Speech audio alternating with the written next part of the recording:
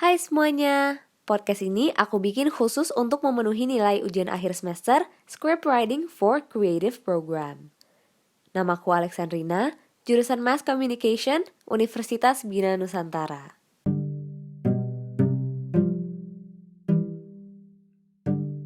Aku di sini mau ngomongin soal suatu alat yang nemenin kita semua di masa pandemi ini. Tanda kutip alat yang aku omongin ini banyak banget sisi positif yang bermanfaat buat kehidupan kita.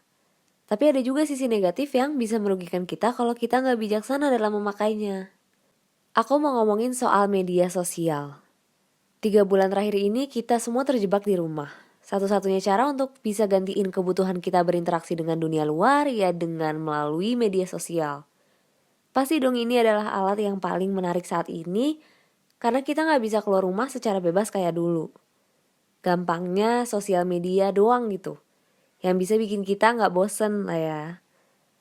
Nah, saking seringnya buka medsos, bahkan beberapa dari kita jadi kecanduan. Iya gak sih? Dikit-dikit harus cek smartphone dari bangun sampai tidur lagi.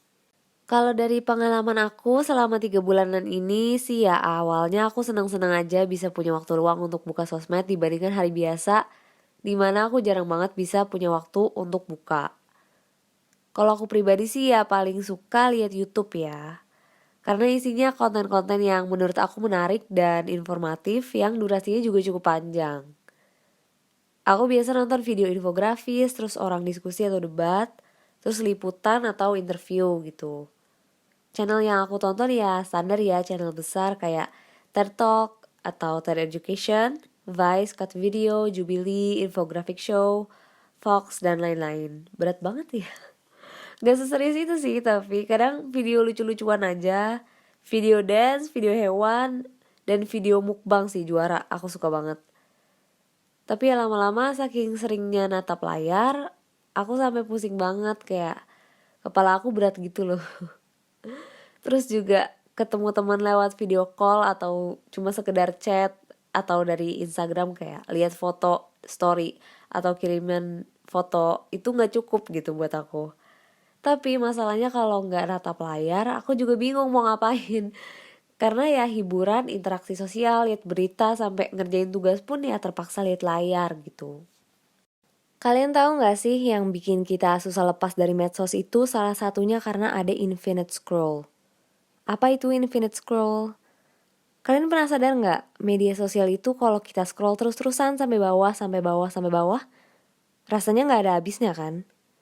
Ya kecuali kalau nggak ada sinyal, jadi nggak bisa loading post-post yang ada di bawah. Nah karena nggak ada habisnya kalau nge-scroll, akhirnya kita jadi kepo di bawah ada apa lagi ya gitu. Infinite scroll ini emang didesain supaya kita menghabiskan waktu lebih lama di media tersebut. Yang paling aku rasain susah untuk berhenti nge-scroll itu TikTok dan Twitter. Karena ya gimana ya, dua media tersebut itu isinya banyak kejadian-kejadian gitu loh. Tergantung sih sebenarnya tergantung orang make media itu kayak gimana. Tapi kalau untuk gue ya tentu saja yang menarik untuk gue gitu. Ya kegiatan aktivis lah, kayak saling mengutarakan pendapat atau berdebat. Banyak deh, terus kayak juga banyak konten yang kreatif sampai yang ringan-ringan kayak hiburan, lucu-lucuan juga ada gitu. Aduh tadi ngomongnya pakai gue ya, maaf. Ditambah lagi TikTok dan Twitter itu ya tadi dua-duanya pakai infinite scroll yang bikin kita jadi ringan untuk swipe jari kita ke atas lagi gitu. Jadinya page-nya kayak ke bawah lagi, yang baru lagi gitu. Kalau nggak sadar bisa sampai 2 jam berturut-turut lihat layar. Tapi emang ada buruknya juga sih. Ini untuk aku pribadi, aku itu suka capek kalau lihat orang berantem di media sosial.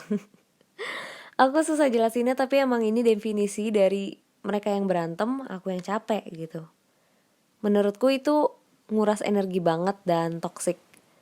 Terus juga terutama di TikTok, algoritma masuknya video ke For You page atau semacam halaman utama itu kan kadang-kadang random gitu ya. Seringkali